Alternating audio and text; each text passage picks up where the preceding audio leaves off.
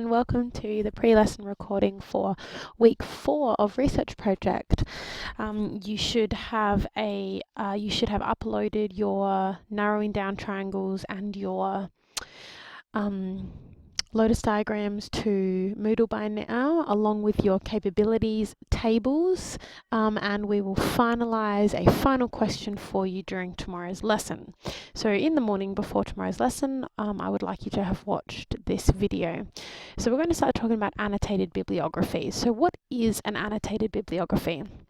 It is a list of research sources that includes concise descriptions and evaluations of each source. So it contains a brief summary of content and a short analysis or evaluation. An annotated bibliography is concise, about 1 paragraph long. Why do we do an annotated bibliography? An annotated bibliography reviews the available resources for a particular topic. It demonstrates the quality and depth of reading that you have done. It clarifies the scope of sources available, such as journals, books, websites, and magazine articles. It explores and organizes sources for further research, and it allows you to get acquainted with the material available on a particular topic. What writing style should you use in your annotation? So each annotation should be concise. Do not write too much. You are writing a summary, not an essay. Annotations should not extend beyond 1 paragraph.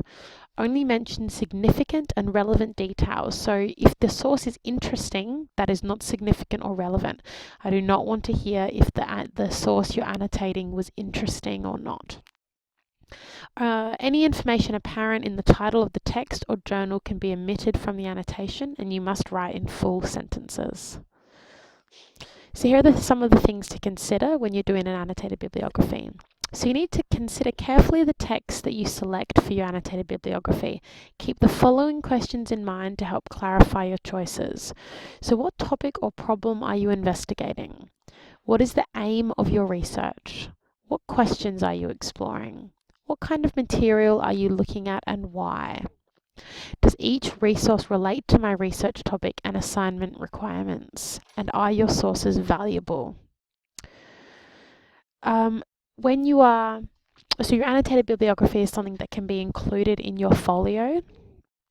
There's a difference between an annotated bibliography and an annotated source. An annotated source is when you take like a magazine article or a newspaper article or an online article, and you go through and you highlight useful bits of information, and you have boxes coming off clarifying what the author has said, or a box coming off saying that you want to research further into that particular thing, or highlight something that another resource has contradicted. That's annotating the source, and annotated bibliography is different. These are the questions you're considering when you are choosing sources for your annotated bibliography.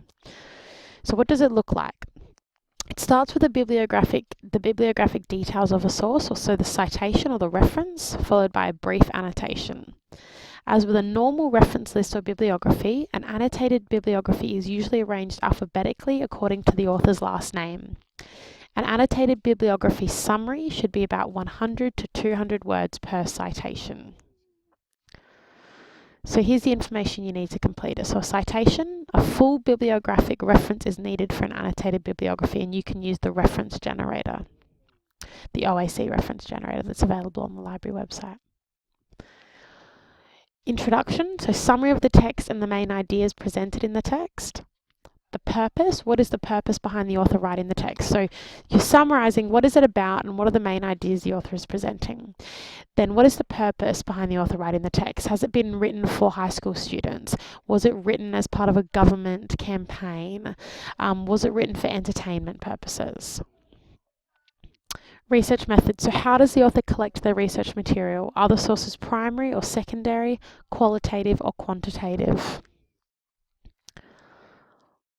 Primary versus secondary sources. So here we have a list of primary sources: diaries, letters, photographs, art, maps, video, film, etc. And secondary sources: history textbooks, biographies, published stories, movies of historical events, etc. Qualitative and quantitative data. So quantitative data is something that you can measure by numbers. So there is a scientific process in gathering quantitative data, usually experiments or work in a laboratory or a controlled setting involving theories and variables. It involves collecting data based on numbers, and it is done by people wanting to know how much. Qualitative data is based on analysis of opinion. It is carried out by surveys, interviews, or focus groups. It's done by people wanting to know why or how. Now, you might conduct a survey that gathers both quantitative and qualitative data. You might have a survey that asks people simple yes or no questions, and all you're gathering is numerical data on those yes or no on their yes or no answers. Then there might also be questions that ask survey participants for an extended response, and that's qualitative data because you're asking them to explain their opinion. What you need to identify in an annotated bibliography is whether the author of that source has used primary or secondary sources to gather their arguments, to back up their arguments, and whether or not they've gathered qualitative or quantitative data as evidence for their arguments. You also need to evaluate the usefulness and limitations of the source. Evaluate how useful it is. Check the source's reliability and bias. You should also talk about both the source's usefulness and limitations. So who is the author? Is the author reliable? Why was the source published? What was the purpose of the source? Are they missing perspectives? So are there people involved in this particular situation whose perspectives haven't been presented in this source? Does the author back up their claims with evidence? And is the text biased? So how do we detect bias? Bias is defined as sources that are one-sided, not balanced, very opinionated, so positive or negative, that try and persuade the author to believe or buy something. What you need to look out for is if a source provides full, credible references to support their arguments and claims, they are both viable and credible. Biased sources are fine to use, but like all sources, they need to be cross-checked to support the claims being made. So if you use a biased source to back up your argument, something else needs to have cross-checked that biased source. So how will you use this source in your research project? Evaluate how useful the source is to your project. So that's the last thing you need to mention in your annotated bibliography. So how useful is the source? Does it add to your understanding of the topic? And is there any references used by the source that should be followed up? Here's a sample example. So first of all, we have the citation. Then we have an introduction, which is a brief summary of the ideas. So in this book, C.R. Williams recognizes that computers have become an indispensable part of research, and with this comes a worldwide increase in plagiarism. Then we have the purpose. So the author's research focuses on research techniques and their ability to influence the quality of the final product. So that was the purpose of their research. Research methods. The author has used a range of qualitative data from Australia and the United States of America to identify the main causes of plagiarism and its effects on student results. Then we have usefulness and limitations.